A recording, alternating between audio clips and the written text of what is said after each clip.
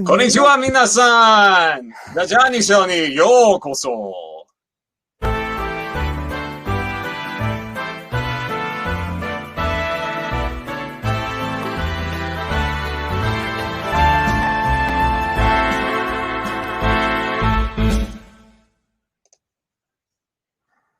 Ladies and gentlemen, thank you for coming to this 14th, I think, maybe 13th, one of the episodes of The Journey Show. This is a very special edition because near and dear to my heart is the country of Japan across the Pacific Ocean, and we will be talking about the revolutionary new media coming out from Japan. And with us, we have the amazing, the astounding, the not an expert by her own declamation, Erica Friedman. Hi, everybody. Such a pleasure to be here. Thank you so much, Gideon. I'm really excited to be talking with you today. I'm excited to be talking to you, too. But first, we have a lot of news to cover, and we're going to get right to it. The president is in the hospital. On October 8th, President Johnson went to Bethesda Hospital to have his gallbladder and a kidney stone removed. This will take him out of circulation for at least a week. The doctors say that although they were successful in taking out the gallbladder and one of the kidney stones in his right kidney, he still remains with one in his left kidney. It is refreshing that when a president goes to the hospital, they are so forthcoming about his condition. We wish LBJ the best of health. His hospital visit comes on the heels of his signing of significant bills into law. On September 29th, President Johnson signed the National Foundations on the Arts and Humanities Act, creating the National Endowment for the Arts, an independent agency of the United States federal government that will support and fund projects exhibiting artistic excellence. And on October 3rd, he enacted the Immigration and Nationality Act of 1965, which abolishes the national origins formula that established quotas on immigration, effectively slamming the door on Ellis Island 41 years ago. Speaking of immigration, on September 28th, Fidel Castro announced that anyone who wanted to leave the communist paradise that is Cuba was free to go. This week, the first refugees began arriving in Florida on small boats. Less bedraggled was Pope John VI's historic visit to New York on October 4th, marking the first time the head of the Catholic Church has visited the United States. The Pope met with President Johnson, led Mass at Yankee Stadium, and addressed the United Nations. 2 days later, a religious event of a different kind, as Jews around the world observed Yom Kippur, the Day of Atonement. One devout adherent to the religion, Dodgers pitcher Sandy Koufax, sat out the first game of the World Series. A real mensch. Smiles, but no deal. On October 9th, British Prime Minister Harold Wilson rejected Rhodesian Prime Minister Ian Smith's request that the colony be given independence, with such rules that the 250,000 white residents would rule the 4 million native residents. However, this is unlikely to be the last act in this political play. On October 1st, a coup attempt by pro-communist forces in Indonesia was beaten down. It is yet unknown whether it was a false flag action or a genuine revolt. It seems that it provides the perfect excuse, however, for the dictator Sukarno to crack down on the communists in his country. In space news, the moon has claimed another victim. Luna 7, a Soviet surveyor-class probe launched October 5th, crashed into the Earth's companion on the 7th, just a short distance from Kepler crater after a successful mid-course burn. To all accounts, it was supposed to be a surveyor-class soft lander. Finally, communications satellite Relay 2 was retired on September 26th after its last broadcast. Senator B. Everett Jordan, a Democrat from North Carolina, spoke via the satellite from Exposition Hall in Atlantic City in opening the week-long International Exposition of the American Textile Machinery Association. And that's the news. So, ladies and gentlemen, we have a very exciting multi-ethnic show for you today because we will be focusing on an exciting new development in Japanese television. So new it doesn't even have a name yet, but it is in fact cartoons from Japan. And I'm going to roll this clip so you know what we're talking about, because in January 1963, the airwaves were changed forever with this opening.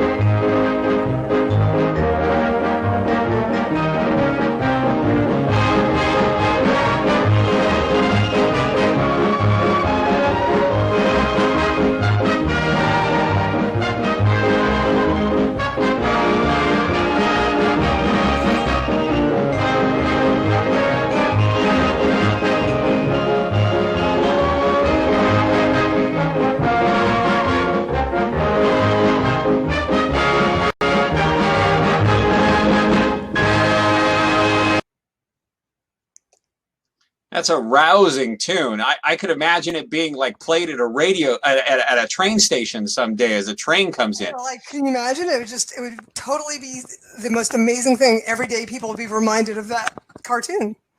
So Erica, first off, tell us who you are.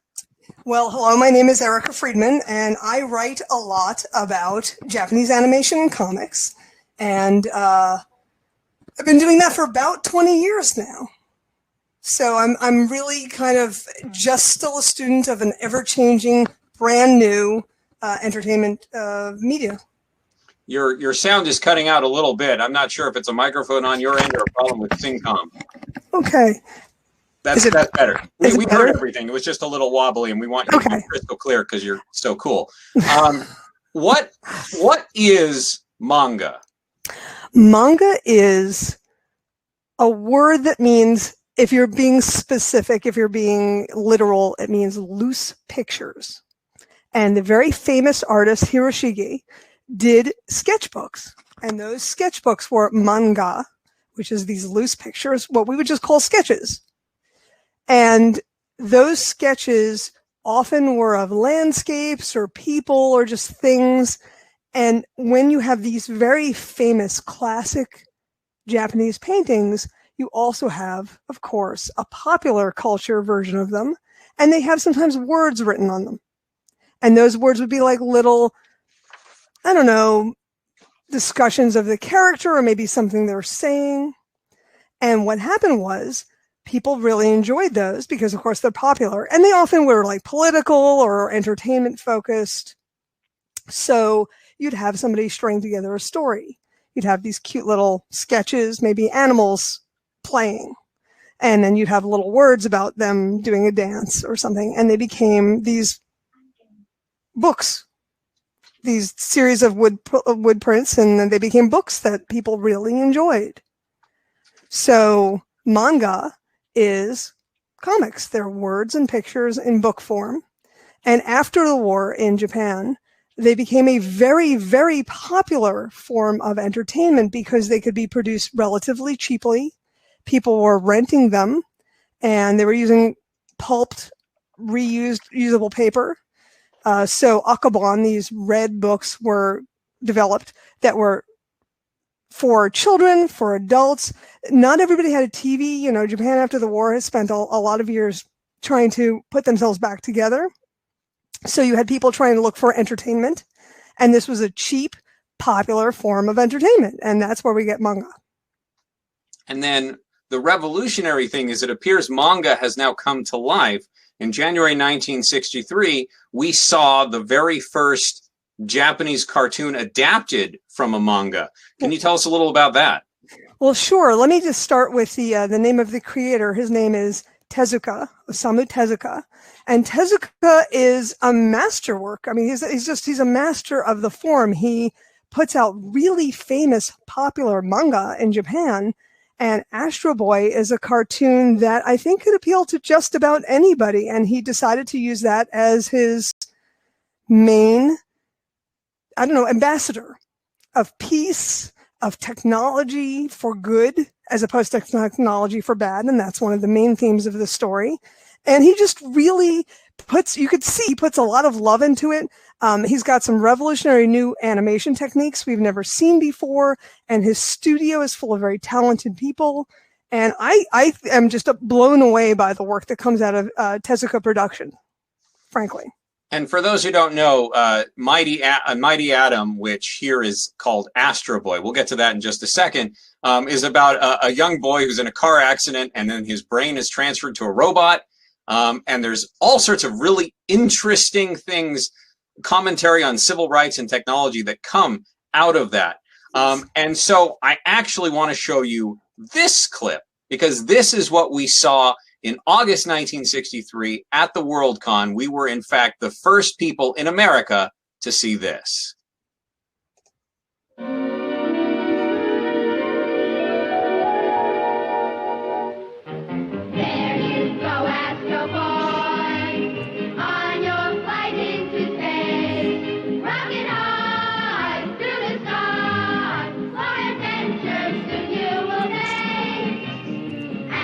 Boy bombs away.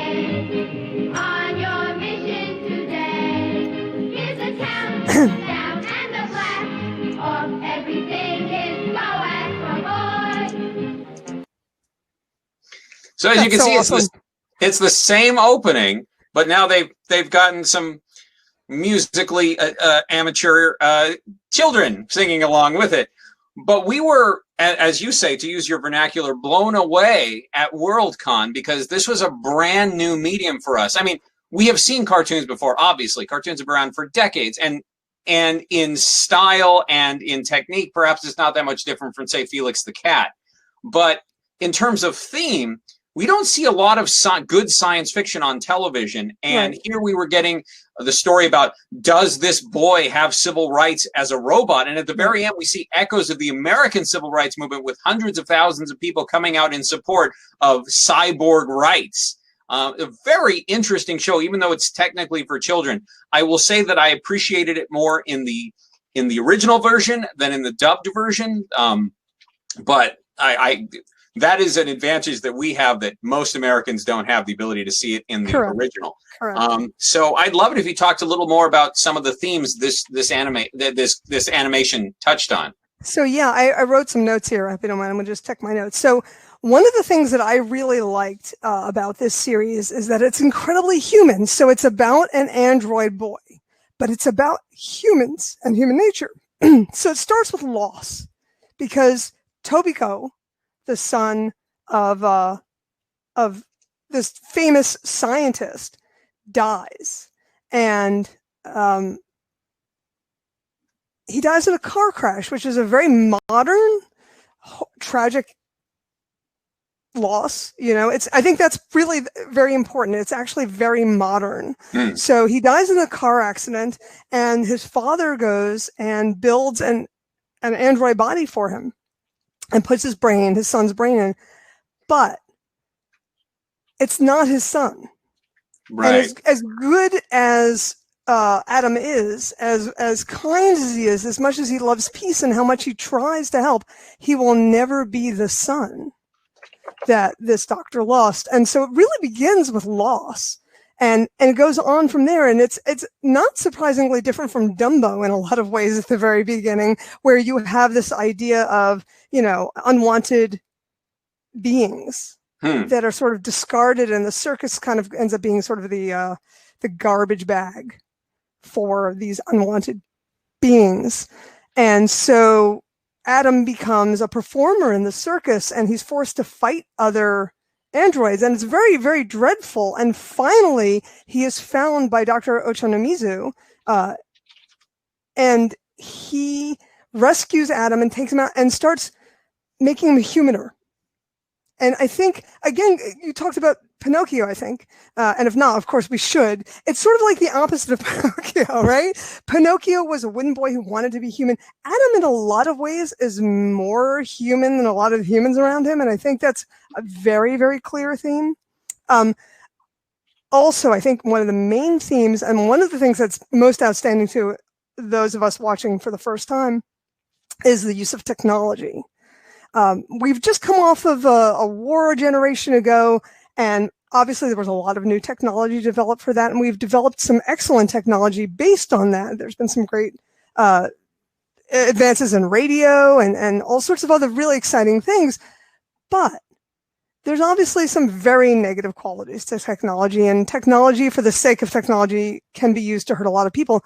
That's a major theme here. So one of the things we talk about is Mr. Nefarious, who is our bad guy in the American version. What I like about him is he's not a secret super scientist. He's not a genius. He's just a guy. He's this man, Mr. Nefarious. But he has world domination tendencies. I think that still makes us all very tense right now. And he's using things like robot soldiers and automated cars and things like that. His idea of technology is for evil and destruction, and Adam really wants peace, and he helps the other androids become a force for humanity, to remind us of our humanity. There's a lot of really interesting themes about development, and obviously there's anti-war themes. There's a lot of themes about well, there's some interesting, maybe to Americans, again, speaking of the civil rights movement, there's very literally cops are pigs in this. And, I think a lot of our more liberal viewers might really understand that imagery. So there's really a lot of very, very interesting themes that I think resonate across all borders right now in this time. And it's interesting, you and I were talking before the show in the green room about how these themes exist and are very common in American science fiction, particularly, say, New Wave, certainly ever since 1950. But they're not really existing on American television. American television tends to promote the capitalist exploitative side of technology. What can we do with these resources? Right. How can we use these resources for ourselves? What one of a kind sea creatures can we destroy for all time and voyage to the bottom of the sea? Right. So these themes only exist really in these Japanese import shows. Right. So speaking of which, can you tell us about, this was the first show that came on, but of course there's been many others since then. Yes. The 1963 season exploded, 1964, with a whole bunch of new cartoons. Mm-hmm. What are some titles that we've seen in the last couple of years? Another one that's really, I think, very influential is Big X. That one was really unique. It was almost superhero-y. You had a young boy who would inject himself with super secret soldier formula. I wonder where that reminds us of our own Captain America, of course. And he would become literally big, and he would save the day. But there were some changes to that, which I thought was very interesting. And again, some of our more liberal viewers might understand why they took away the syringe and turned it to sort of a pendant that he used to change, because they were concerned about the growing drug culture and the implication to kids. Is a huge problem right now. There was a Time Life series about it just a couple of months ago about this basic problem. Exactly. Yeah, exactly. By the way, I want to run real quick the opening to Big X because it's a delight. Oh, it is fabulous. Now that's very much clearly in the Mighty Atom mold. You have Boy as superhero. The animation is similar. It's in black and white. And it's interesting to contrast that with this show, which is pretty new, called Wonder 3.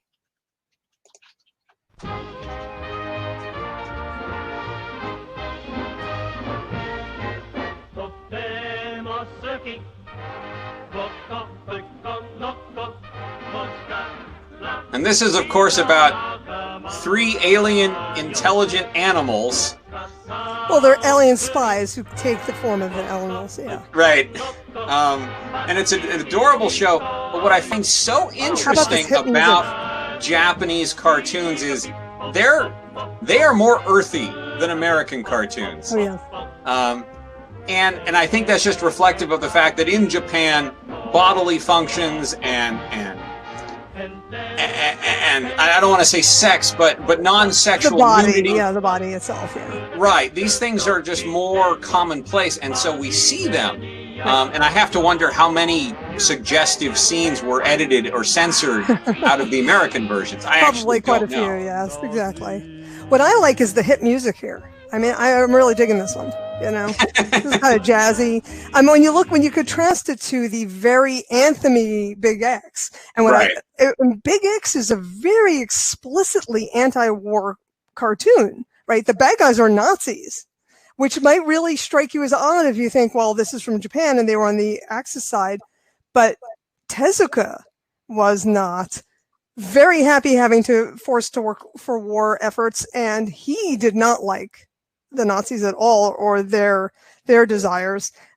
So while his country may have been allied for political reasons, Tezuka was very, very visibly anti-war and anti-Nazi. So they're made to look very foolish in Big X. But you hear the theme, right? It's very anthemy, ganbare, Big X, and ganbaremasu in Japanese is, you'll hear people saying like, go, it's good, let's go, ganbare, but it's really more like persevere, bear up, deal, be strong because you have to. And if you think of the post-war message that comes off of that, Now Japan is working so hard to pull itself up after the war.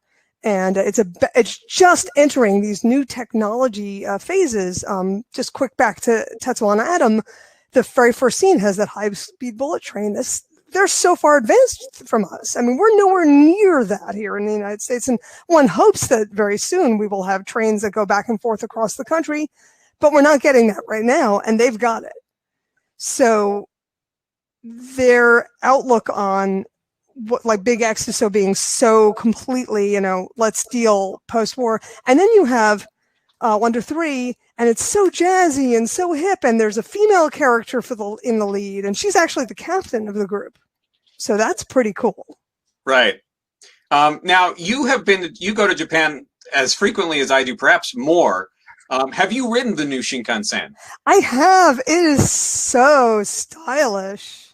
It's so very, very, I don't know, it makes you feel very cosmopolitan when you sit down on those big plush chairs and the world goes by outside and everybody clusters at the window when you go past Mount Fuji. It's really a lot of fun. It's very exciting.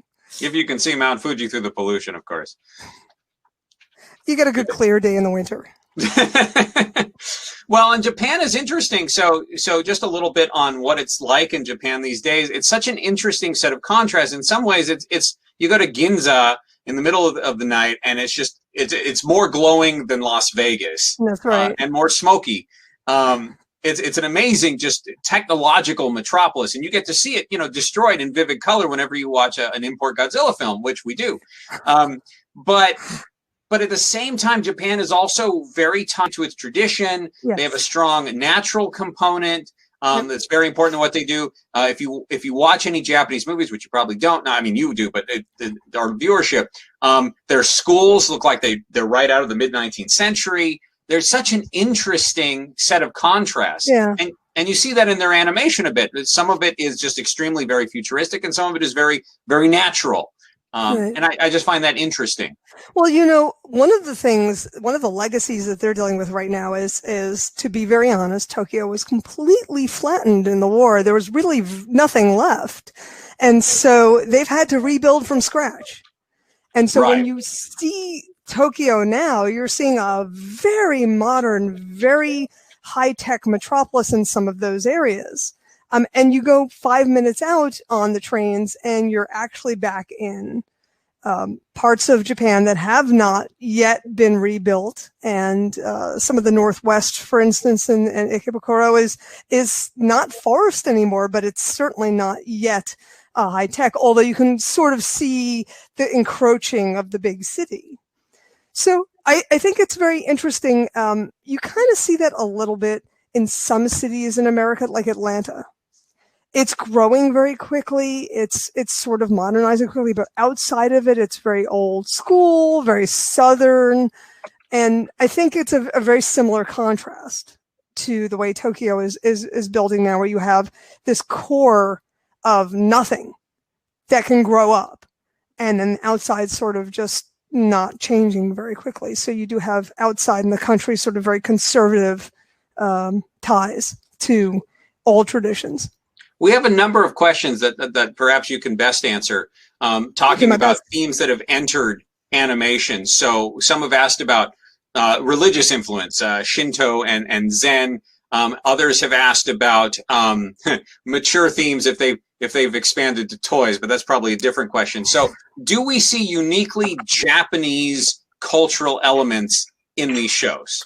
Not the way you're maybe asking. And I think as Japanese animation grows, you'll see exploration into that. But right now, so many of the things are just based in daily life.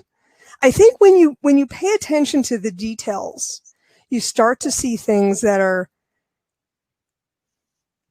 traditional. Like, you're not going to, like you mentioned in Wonder 3, things like baths, right? You're going to see the bathing traditions, but it's not really a religious thing. You don't see a lot of that. And I think that's a lot because, much like in American TV right now, Japanese entertainment tends to be sort of removed from that. They don't have the sort of same church influence that we have in America. So you have a little bit of, you know, you get things where you'll see sort of traditional stuff, but it's not necessarily really full on religious. I will say that I have seen some episodes of Sennin Buraku. Okay, there you go. And that one is very strongly. It's a very body show, actually. Mm-hmm. I'm afraid I don't have a clip of it to show, and that's probably fine because we're in prime time and there's children out there. But that is a body naughty show, and very much rooted in traditional Japan with the traditional clothing and forest spirits and all sorts of stuff. And you do get a lot of the forest spirit stuff too. One of the titles we'll talk about later, I think. You get a lot of the. I think when you get the spirit ideas stuff, you're going to find that a lot in the shows that are focusing on nature, on in the environment. So there's one that's coming up that we're going to talk about, which is Jungle Taitei, and that's about to launch in America next year. Oh, wow. I know the first episode just came out 3 days ago in Japan. Exactly. And it's going to be coming out in America next year. So it's because of Fred Ladd. He is the guy who really is bringing all of this Japanese animation over. He's a visionary of cartooning, and he's really making a lot of this stuff available. But that one talks a lot about humans encroaching on nature, and you're going to get that concept of forest spirits and the spirit of place, the genus loci, that sort of thing will show up a lot there. So I'm actually going to roll the clip that I just got because there are so many things to look at here. So dig this. Wow. Look at that.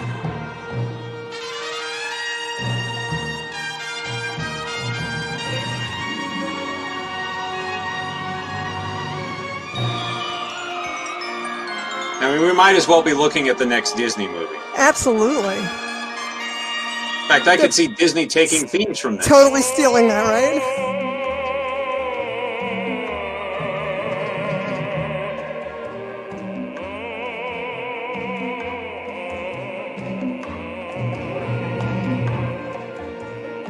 Look at that. That is just outstanding.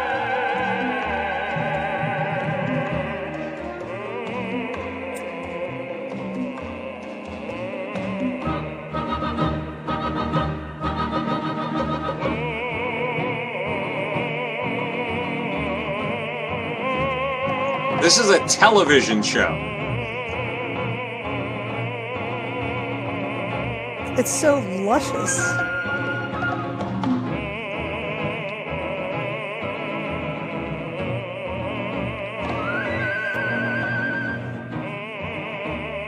The textures. Look at the texture and the depth. Wow.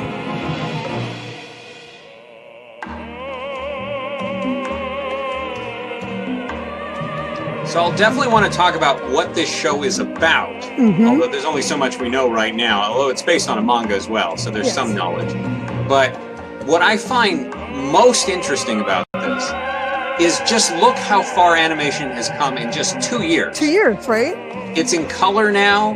It's this, I mean, this level of animation is just outstanding. It makes Johnny Quest look like I don't know. I mean, look at that. Look at that. You can totally understand what you're looking at. It's so abstract and beautiful. So what I want to say about this is part of this is a technology story, right? The reason that this story, Jungle Taitei, is in color is because more people, only a few years later from 63, have color televisions. And even in Japan. So we're talking about post-war buildup. We now have color television is becoming the standard there as well.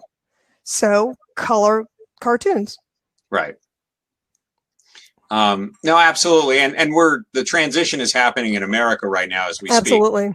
At least one network has gone to full color prime time. I understand the other two are going to follow suit next year. Yep. I can't say it's improved the quality of the programming. But it now makes me glad I bought my Admiral 20-inch a couple of years ago because now there's more on it in color besides the Lucy show and Dinah Shore. But oh, come on, Dinosaur is always good for a nice afternoon I'm Take a fine nap with to it. I love Dinosaur, but having two program Bonanza being, why you have this color television, it's not enough. So I'm very glad we're getting a full color lineup. Yeah, exactly. But color does not improve Gomer Pyle or no, nothing with my favorite Martian. So, but if you're getting KHJ TV right now in the U.S., you can probably watch Jungle Taitei. Really? Kimba the White Lion. Yes, it came out in '65, so we're here. In '66, though, it'll be going to NBC. Oh, I see. And so it should have national coverage, or at least regional affiliates will pick it up. So you will be able to see that on your television. Right. Color television. Color television. Yeah, well, and that's something people should be aware of. Right now, there are, of course, the three major networks, but there are plenty of regional shows that play whatever they want, including, of course, KGJ Channel 9 in the Vista area. And there's also shows that are simply syndicated. They can be on any network, although that's not super common. But yeah, so Jungle Taitei, what is it about? So it's about a lion child, a lion cub, and the lion's father is the king of the savannah. They say jungle, but it's really savannah. And if you saw that, you looked at the art, it was clearly savannah. So that's just, I think, just a bit of semantics there. And the child and the mother are taken by evil capitalists who want to collect all the animals and show them off, put them in a zoo or a traveling circus or whatever. And I'd like to just say there's a very fascinating hatred for circuses in animation, and I'm kind of thinking that that's a really interesting theme that one day somebody ought to look into. So anyway, our hero Kimba needs to go back to. Although he's not called Kimba he will be in the American version. Leo. He's called Leo in the Japanese version, but he will be called Kimba in the American version. He goes back to Africa to become the next emperor of lions. It's a lot about community. There's a lot of content about conservation and the environment. And the bad guys are evil capitalists and developers and hunters, of course. Some really bad hunting scenes. I saw a question go by asking about stereotypes of foreigners, of Westerners in there, and you could see them a lot in the hunters. Particularly, there's a sense of rapaciousness. There's a sense of lack of caring about the environment.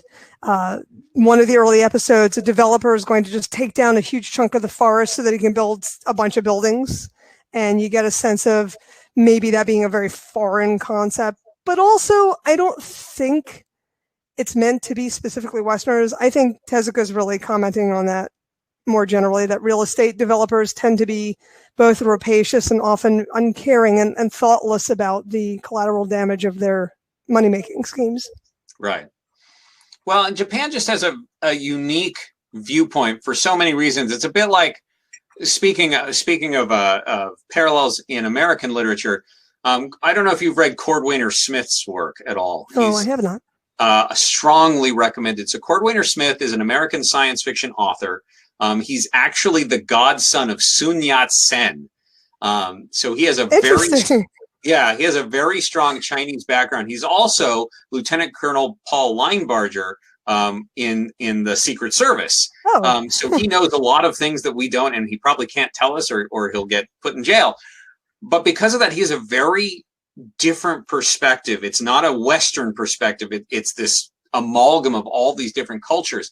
And I feel like Japan has got something similar because they had a very strong native tradition, but they also adopted very strong Western traditions. And this is accelerated by the fact that, we gave them a constitution when the war was over. Even more strongly than Germany, we have enforced it upon them, whether they were, exactly. And Japan, I think, has very sincerely tried to flee this rather reprehensible past that they had in the 20s, 30s, and 40s.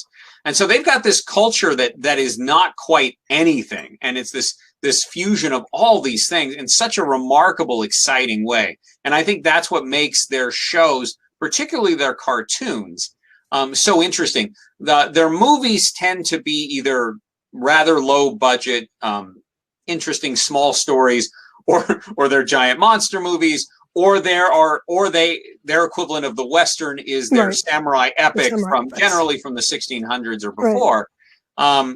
But in their cartoons, they really express this fusion that I'm talking about. I mean, far more than in any other medium I think about. I don't know if you agree with me or not. Well, I think it's a good point, but I also want to point out one of the things we think of about Japanese technology right now, and I keep coming back to technology because it's such a key part of their rebuilding. Their economic rebuilding is focused on technology, and that's part of why we see them as technologically advanced, because they're really going into working on that. And one of the things they're bringing is a Japanese quality of being able to refine and specific small things really work to something till it's perfect, until it's better than perfect. And I think you see that a lot in Tezuka's art. While there's some repetitive footage, obviously for money-saving purposes, just as you see in American cartoons, you see a refinement of the art in two years, going from something like Astro Boy, which was thrilling, to something like to Jungle Taitei, that's just unbelievable. It like opens the world up, and that's in 2 years of his people refining the techniques and improving the techniques. And I think that's a really key element of Japanese culture right now, is taking that quality of craftsmanship. Now, one of the questions we had involved the role of women. As you pointed out, there's a female commander in Wonder 3. There are often women characters who are the smart ones. I'm thinking of Gamera versus Mothra that came out last year. But what is the status of women in the production of these shows? I mean, Japan, as I recall, is still, much like the United States, pretty retrogressive in terms of its gender equality, its sexual equality. There are some women who are working with Tezuka. There are some women working with some of the other groups that are starting to build up outside Tezuka stuff, but very few. As you say, you'll get mostly, and you look at some of the other manga groups, and you'll see 15 guys and 1 woman who is sort of working a little bit against the grain. In the manga world, there are women working for the magazines. The editors, the publishers, the people in charge tend to be men. And a lot of the comics for children, for girl children even, are being done by men. But you're starting just now to see a few women here and there entering the field. And I think in the next few years, you're going to see a lot more. Are there any names that you can point out as ones to watch for? Not off the top of my head, but I think if you look at if next 3 or 4 years, you're going to start seeing some women popping out. There's this thing that's happening. It hasn't really built up yet, but Tezuka kind of is he owns the hierarchy, the vertical, right? So we're going to talk a little bit. I want to talk a little bit about his assistant Ishinomori Shotaro and his work with Cyborg 009, and his disciple, who's somebody to watch out for. And what you have is some people outside that who are starting to develop their own style. And I think you're going to see in the next couple of years, you'll start seeing some names coming over and some people to really watch out for. One I will name. So I've read. Have you read Sazai? I'm sure you've read Sazaya-san, and that's done by Hasegawa Machiko. Okay, yes, that's a very slice of life, everyday life in Japan from the perspective of a housewife, and it's quite lovely. Right, and that one started just after the war, so it's one of the very first big manga. Right. But a lot of a lot of the girls stuff, like Tezuka actually did a very famous girls story called Ribbon no Kishi, Princess Knight, which there's some noise about it becoming an animation as well. There was an interesting question from Gray Miller, wants to know if animation artists are respected in Japanese culture or if it's considered a low form of culture. I would say it's extremely like American culture in that it's not well respected unless you become rich. That seems to me, and this is from outside that I don't work in that industry, but I think it's a very, very similar thing. Everybody knows Walt Disney. everybody in Japan knows Tezuka. You don't know the person doing the in-betweeners in the studios. And that, I think, is a very similar concept. To follow on Erica's comment, it seems to me that the cartoons coming out of Japan, like a very few in America, say Rocky and Bullwinkle, the Warner Brothers cartoons, it's definitely designed to hit more than just the children. Manga and Japanese cartoons seem to be aiming for a broader audience. Do you think? Would you say that's correct? Absolutely, absolutely. I would definitely say that they're going for an audience of pretty much all ages. You're getting qualities that appeal to a lot of people. You're getting the adventure. You'll get lots of boys, and you'll get older people. You get the human aspect for women, adult women, and I think the idea that you have young people as the hero will gather in all the kids, and then you have older mentor figures will gather in the adults. I think you really get these sort of overarching qualities that make it so full of depth. And when you watch Jungle Taitei, you'll see even animals become so human. As we start to learn their stories and understand what we're doing to them, I think you'll see that it really brings in a lot of people across the board. Speaking of animals, I want to roll this clip. I don't know if you've seen the show, but it's another swinging animal-focused animation. Awesome.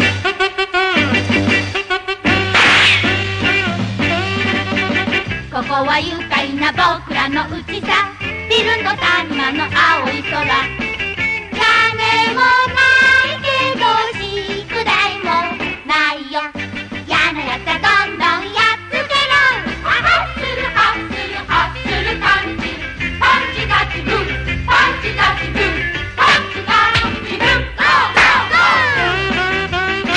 ー Punch touch.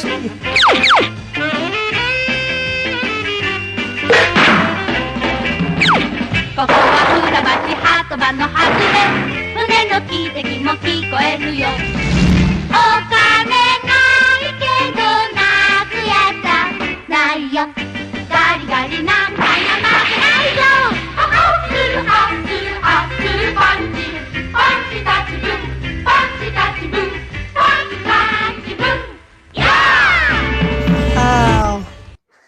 I wouldn't be surprised if you haven't seen this yet. So that is a 16 millimeter that I got direct from the studio. It's not going to air in Japan until November 1st. Okay. No, I hadn't seen it. That's awesome. It like the other shows we've been talking about, it features these animals who live in a scrapyard in this pastoral town, and the evil developer who wants to build a modern town over them. Bad guys are often evil developers. It's amazing. Why? That's so interesting that would happen in Japan, because Japan is all about this rapid building. Right. And in fact, Japan has a tradition where you don't sell your house, you bulldoze it and get a new one. Yeah, it's true. But I think there's a difference between capitalist development and owning your own place. And so if you think about the temples in Japan, every few years they take down everything, they respectfully burn pieces of it, they destroy it, they take it apart and they build it up again. But that's a renewal, right? That's a symbolic tree growing. You burn this old rotten tree, but at the same time, you take this trunk, and you plant a new one so the next generation will have something. That's a renewal. That's a cycle of life. And when we're talking about, rapacious developers, we're saying they're taking down whole blocks, getting rid of people, don't care about the collateral damage, and putting up something that only wealthy corporations are going to be using, and only, maybe investment money is going to get. You don't know who's benefiting, and you don't help the people in the area. So I think that's a real thing. And Japan's a relatively country compared to the United States, of course, countrywide, it's pretty small. So they only have limited land. Right. Although it's funny because if you watch Godzilla movies, it looks like there's city everywhere. And even if you go to Tokyo, there are places you go in Tokyo and you cannot see the edge of town. That's right. It goes on forever. Ever, right. It's like the planet, the capital planet in Asimov's Foundation series. Right. And yet 90% of Japan is not developed. Rural. Right. Yeah, it's really interesting. Right. And much like America, it really is. America's really these teeny little chunks of cities, and then there's massive flat areas and woods and rivers and all these natural areas. So it's really not that different. It's just a smaller compressed space. We were talking about traditional Japanese stuff, so I wanted to roll this clip. I don't know if you've seen this show. 時は戦国嵐の時代でかい心で生きようぜ風吹きまくれ吹き荒れろみじんがくれた火炎の術だ悪い奴らをやっつけろ藤丸藤丸風の藤丸少年忍者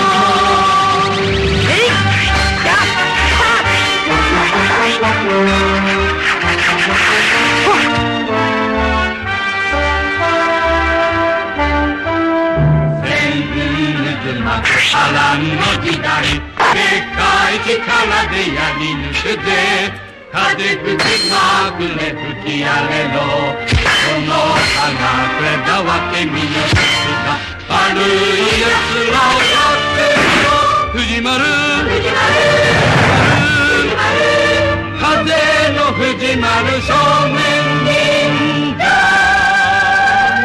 That's so classic. Right, and this is, and it's got the magical element. He's a ninja with control of the wind. Yes. Yeah, that's the kata, right? Kata no Fujimaru. All right. All of the other aspects of it, though, are very traditional. Yeah, Japanese. samurai jidai sort of stuff. Yeah, those adventure films you were talking about earlier. Right. That's a show that was last year's. It came out around this time last year, wrapped up just a couple of months ago. And you can tell it's in this intermediate in terms of animation, and it's in black and white. Right. But I have to get to ecological. In the Cambrian period of geology, you had all of the different phyla of animals appear almost out of nowhere, almost as if there was a creation event 600 million years ago. And all of the animals that exist today, you can trace their phyla back to this moment.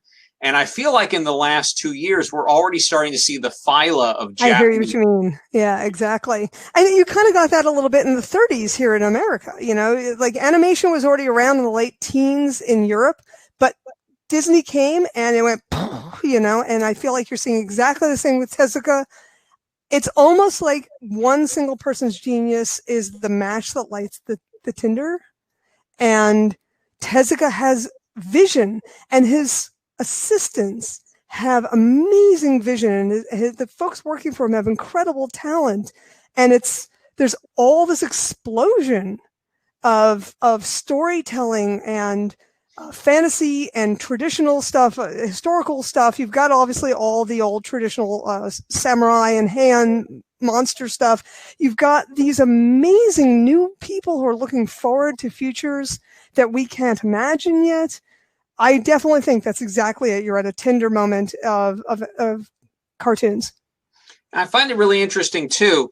So we have a lot of British import shows.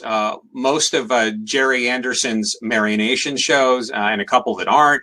Of course, Danger Man, and I understand the Avengers are going to be coming out next year in America. And now we've got these imports from Japan that we're seeing them less than 6 months after they come out on Japanese I know, television. isn't it amazing? I mean, it's extraordinary that these things are coming on American television.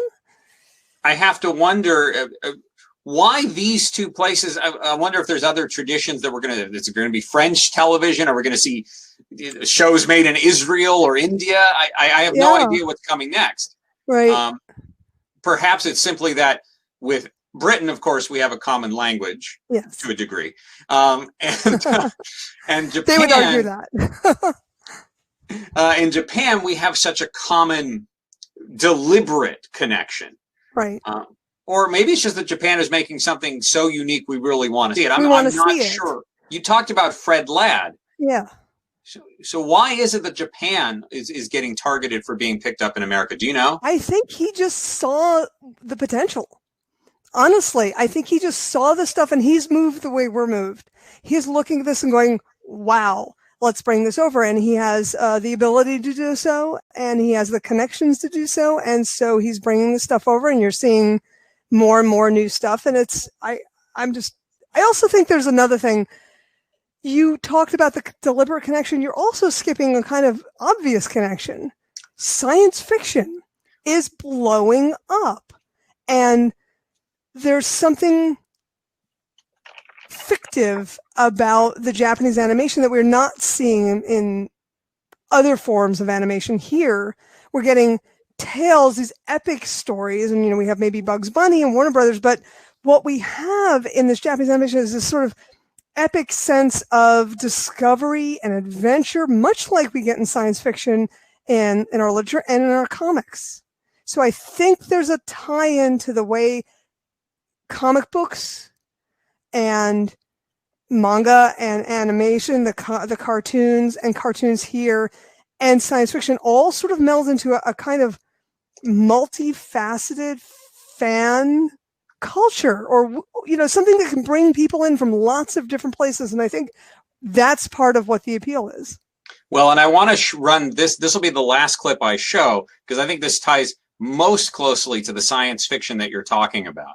This is a show that is going to come out, or may have come out already. It's known as Prince Planet in America, but this is how it is in Japan. Wow.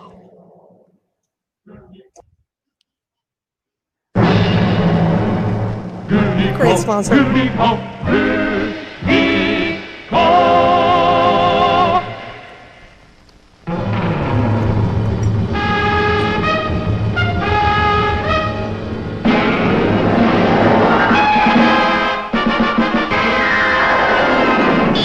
Wow. And talk about a direct descendant of Doc Smith's Lensman series. That's right.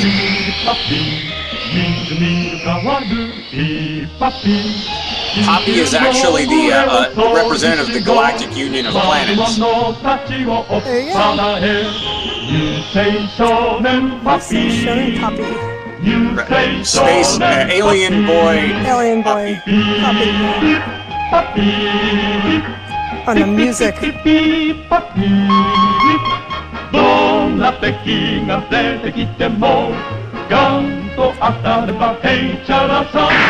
And the sound effects. Listen to how amazing those have become. Yeah, clearly we've got some electronic influence. Right? Which is something you saw in Forbidden Planet, which we just saw in Right, I was just thinking and we also see in Space Patrol and a bit in Doctor Who, and especially in its theme. Right.